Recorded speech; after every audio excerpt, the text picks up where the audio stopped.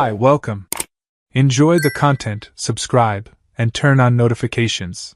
Connor always believed he'd found the right person. At 27, he was a talented programmer at a tech startup in Santa Cruz, California, a city known for its stunning beaches, alternative culture, and free-spirited vibe. Olivia, his 25-year-old wife, was a yoga instructor, and from their very first date, there was something magnetic between them. She talked about acceptance, freedom, and connection with nature, and Connor deeply admired her worldview. It seemed like Olivia saw beauty where others saw only the ordinary, and that perspective enchanted him in a way he'd never felt before. They met at a local music festival where Olivia was teaching outdoor yoga. Connor, who had never practiced yoga in his life, decided to join just to have an excuse to talk to her afterward. It worked. They spent the rest of the festival together, talking about everything from philosophy to sci-fi TV shows.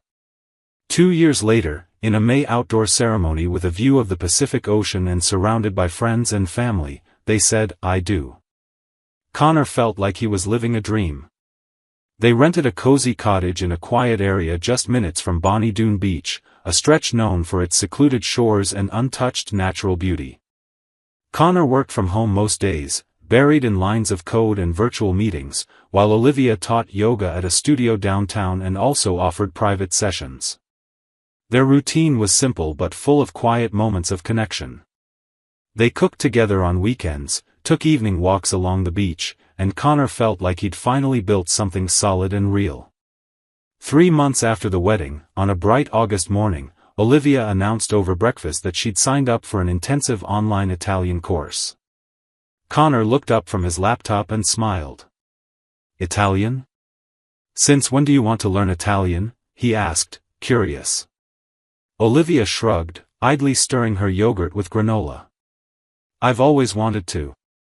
You know, I dream of visiting Italy, and I thought it'd be nice to be ready when we finally go." Connor thought it was adorable and totally in line with Olivia's adventurous spirit. "That's amazing, love. It'll be great." Olivia explained the course included in-person meetups with other students every Thursday afternoon at a cultural cafe downtown, where they practiced conversation and learned about Italian culture. Connor fully supported it, seeing it as just another one of Olivia's inspiring ways to expand her horizons. He never questioned it. Trust was the foundation of their relationship, or at least, that's what Connor believed. Thursdays became the days Olivia left the house around 2 in the afternoon, always cheerful, carrying her big bag and saying she'd be back by late afternoon or early evening. Connor kept to his work routine, immersed in projects, never suspecting a thing. Olivia always came back in good spirits, talking about the people she was meeting, the challenges of Italian pronunciation, and even mentioning a few names, Dante, a guitarist, and Marco, who worked at a restaurant. Connor thought it was nice that Olivia was making new friends and broadening her social circle. But on a rainy Thursday in August, everything changed. Connor was in a particularly stressful virtual meeting, arguing over tight deadlines and critical system bugs, when his phone started vibrating insistently.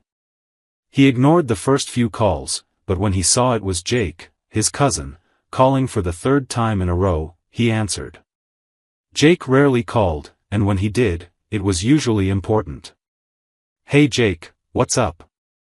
I'm in the middle of a meeting, can you make it quick?" Connor asked, trying to keep his voice low. Jake hesitated on the other end, and Connor instantly knew something was wrong.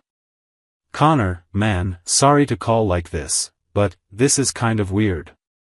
I'm doing a photo shoot over at Bonnie Doon Beach, you know, that isolated part, and I just saw Olivia." Connor frowned, confused. "Olivia? She's in her Italian class." Jake took a deep breath. "Dude, she's not in any class. She's right here on the beach, and she's naked. Completely naked. And there are 2 guys with her, also naked. I thought you should know." Connor felt like the ground had vanished beneath his feet. His heart pounded so hard he could hear it in his ears. "Are you sure? Are you absolutely sure it's her?" he asked, his voice shaking. Jake confirmed with sorrow in his tone. I'm sure, man. Sorry I have to be the one to tell you. Want me to send the location? Connor ended the meeting without explanation, grabbed his car keys, and asked Jake to send the exact spot. As he drove down the winding road toward Bonnie Doon Beach, his mind raced.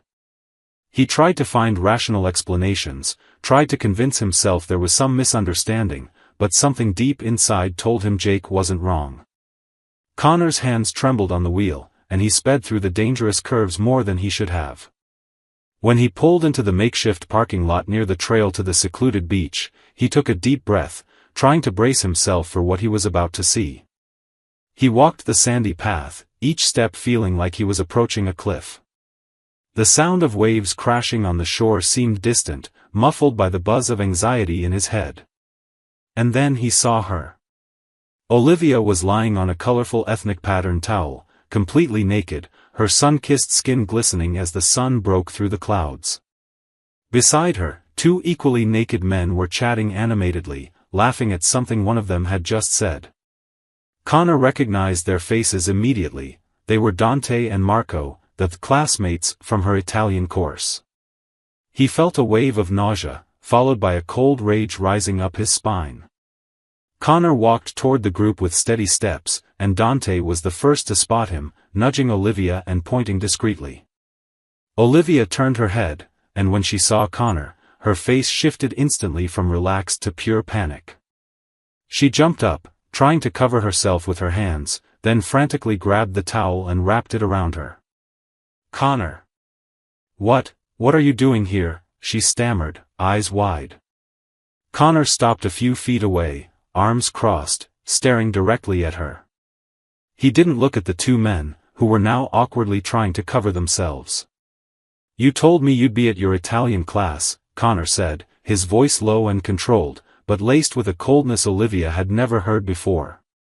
Olivia exchanged nervous glances with Dante and Marco, then tried to smile, as if she could somehow downplay the situation. We were. The class ended early, so we decided to come to the beach, to relax a little. The weather was so nice and... Connor cut her off, gesturing around. Other groups were scattered across the beach, all completely nude, some playing volleyball, others just soaking up the sun. Relax, he repeated, voice sharp with sarcasm. Relaxing naked with two guys on a nudist beach? Is that part of the Italian course curriculum now? Is this some kind of cultural immersion I didn't know about? Olivia stepped toward him, still clutching the towel against her body. Connor, you're overreacting. It's just a beach.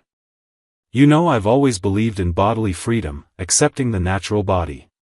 It's not sexual, it's just... It's a lie, Connor interrupted, feeling the anger boil beneath his calm surface. You told me you were at a cultural cafe downtown. Practicing conversation. You didn't mention a beach. You didn't mention nudity. You didn't mention these two. He finally looked at Dante and Marco, who looked like they wanted to sink into the sand. Look, I don't care what you do with your lives, but dragging my wife into your activities and helping her lie to me? That's low. Dante tried to say something, but Connor raised his hand, silencing him. He turned back to Olivia, who now had tears in her eyes. How many times, Olivia? How many Thursdays did you come here instead of going to that fake class? His voice was starting to shake, not from anger, but from pain. Olivia lowered her head. Connor, please, can we talk at home? This isn't what you think. I didn't cheat. We didn't do anything but enjoy the beach and... I don't want to hear it, Connor said, shaking his head and stepping back. You built an entire lie. Made up a course. Made up cafe meetings. Created a whole story so you could come here behind my back. It's not about being naked on a beach, Olivia. It's about the lie. It's about the disrespect. It's about you making a fool out of me. Olivia reached out toward him, tears now streaming freely. Connor, please, let me explain. Don't, Connor said, turning away and walking back down the trail. He looked over his shoulder one last time and said, with devastating calm, you don't need to explain anything. When you get home, I'll already have called a lawyer. I want the divorce, Olivia. This is over. He ignored Olivia's cries begging him to wait, to talk.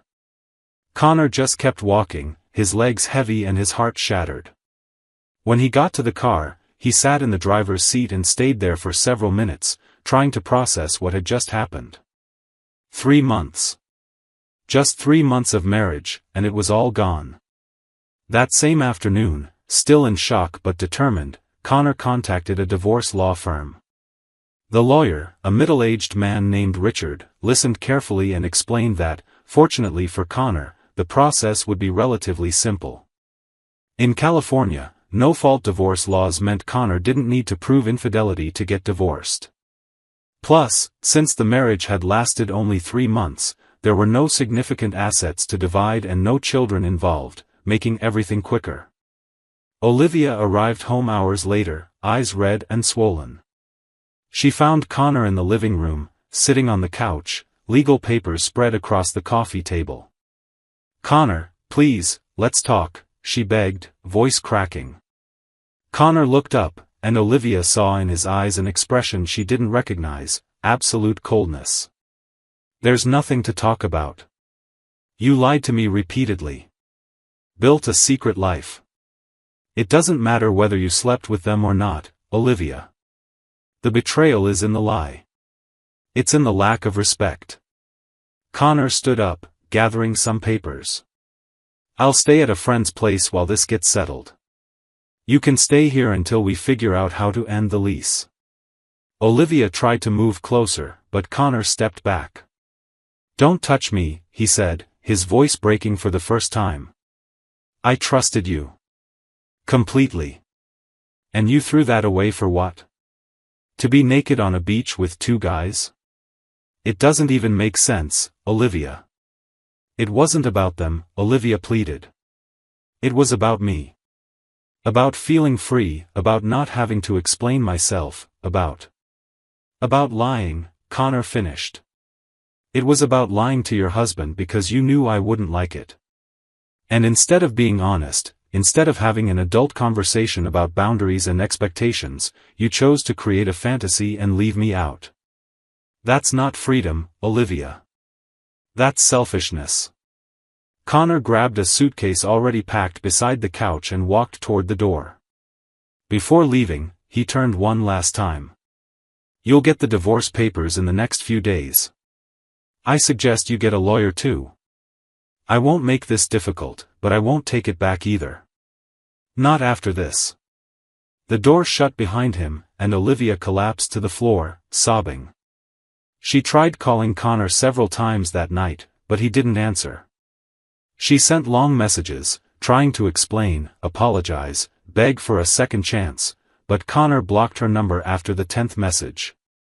In the weeks that followed, Connor existed in a numb state. He moved into his friend Derek's apartment, who offered the spare room without asking many questions. Connor buried himself in work, putting in long hours in front of the computer, anything to avoid thinking about the shattered marriage. Jake, who'd been the one to warn him, visited regularly, bringing food and offering quiet, comforting presence. You did the right thing, Jake said one night over beers on the porch. Trust broken like that doesn't heal. And you deserve someone who respects you. Connor just nodded, staring out at the horizon. He still loved Olivia, or at least, he loved the woman he thought she was. But there was a crack now, too deep to ignore, and Connor knew there was no going back. The divorce process moved surprisingly fast. Olivia tried a few times to show up at Connor's office, sent flowers, even left a letter on Derek's apartment door, but Connor held firm. Olivia's lawyer argued the separation was rushed, that it was just a misunderstanding, but Connor's lawyer was direct. The marriage had ended due to irreparable breakdown of trust, and Connor had no interest in trying to save something already dead. During one of the preliminary hearings, Connor and Olivia saw each other for the first time since that day on the beach. Olivia looked tired, thinner, with deep shadows under her eyes. She tried to make eye contact, but Connor stared straight ahead, focused only on finishing this as quickly as possible. The judge asked if there was any chance of reconciliation, and Connor answered firmly, "No, Your Honor. None." The division of assets was straightforward. With only 3 months of marriage, there were virtually no marital assets to split. They agreed to terminate the cottage lease, return the deposit, and each go their separate ways. No alimony. No child custody. No financial complications. In a way, it was a clean divorce, at least on paper. 5 months after that devastating day on the beach, the divorce was finalized. Connor received the notification by email and, strangely, felt a sense of relief. It was official. He was free. Free from the lie. Free from the betrayal. Free from Olivia. Connor began therapy, at Jake's suggestion. The therapist, a calm man named Dr. Martinez, helped him process not just the betrayal, but how quickly everything had collapsed. 3 months of marriage doesn't mean 3 months of relationship, Dr. Martinez explained. You invested years in her. You built a life. You had plans. The grief is real, even if the marriage was short. Connor agreed. He was grieving. Not for the Olivia he'd met on that beach that day, but for the Olivia he thought he knew. For the woman who talked about acceptance and freedom, but hadn't had the courage to be honest with her own husband. Months later, Connor slowly began rebuilding his life. He moved into his own apartment in downtown Santa Cruz, a smaller space, but entirely his. He started hanging out with friends again, picked up old hobbies, and even began taking rock climbing classes at a local gym. He wasn't ready to date, not yet, but he was learning to rediscover himself outside the context of a relationship. Through mutual acquaintances, Connor learned Olivia continued going to Bonnie Doon Beach with Dante and Marco, and had even started dating Alessio, another regular at the beach. Connor didn't feel anger hearing that, just a distant sadness. Olivia had found her path, even if that path didn't include honesty or respect for others. A year after the divorce, Connor was at a cafe downtown, working on his laptop, when he accidentally spotted Olivia across the street. She was with a group of people, laughing, looking carefree. For a brief moment, Connor felt a pang, not exactly of longing, but of recognition that this person had once been central to his life. But then he turned back to his laptop, finished his coffee, and carried on with his day. The lesson Connor learned from that experience was simple but profound. Trust is the foundation of any relationship, and when it's broken by selfish choices and deliberate lies, it can't be rebuilt. He promised himself he'd never ignore his instincts again, never let anyone make him feel foolish for expecting honesty and respect. And above all, he learned that sometimes the bravest thing you can do is simply walk away, even when every part of you wants to stay and try to fix what's broken. Connor was okay. Not perfectly, not every day, but he was on the right path. And that, he realized, was enough.